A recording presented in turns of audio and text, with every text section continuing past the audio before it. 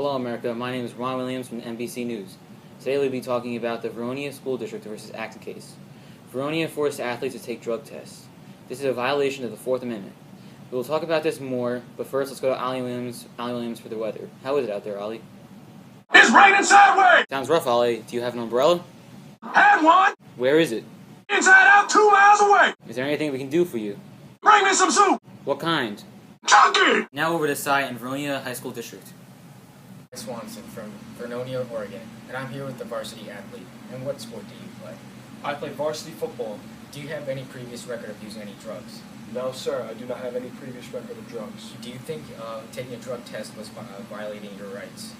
Yes, because why should we take a drug test when, me personally, I never take them, and we have not had one issue all year about drugs.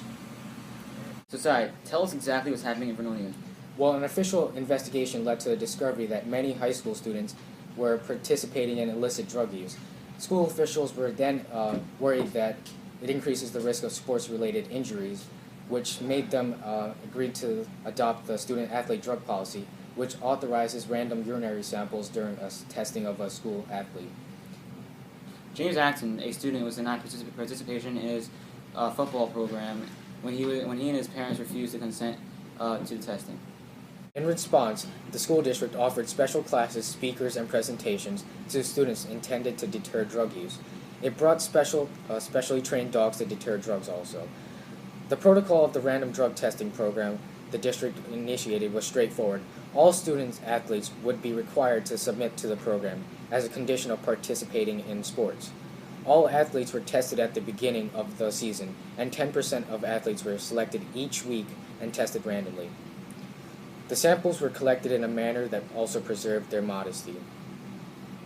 If a student's sample tested positive, the student would be given the option of whether either undergoing counseling or submitting to the weekly drug test or sitting out the remainder of the season as well as the following season.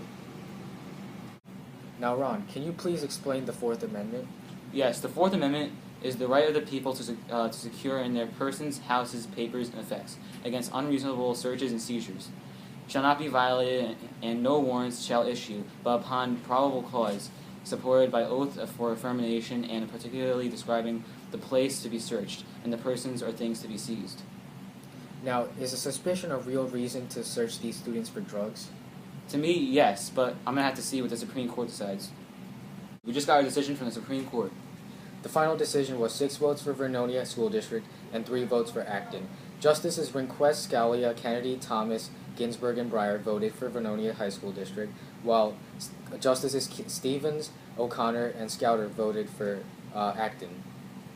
The test was reasonable because it was for the legitimate interests of the students. Since these students are still on school grounds, they are under school and state supervision, which allows them to take care of the students. Privacy concerns are negligible since the collection is similar to public bathrooms, and the results are viewed by a limited amount of authorities.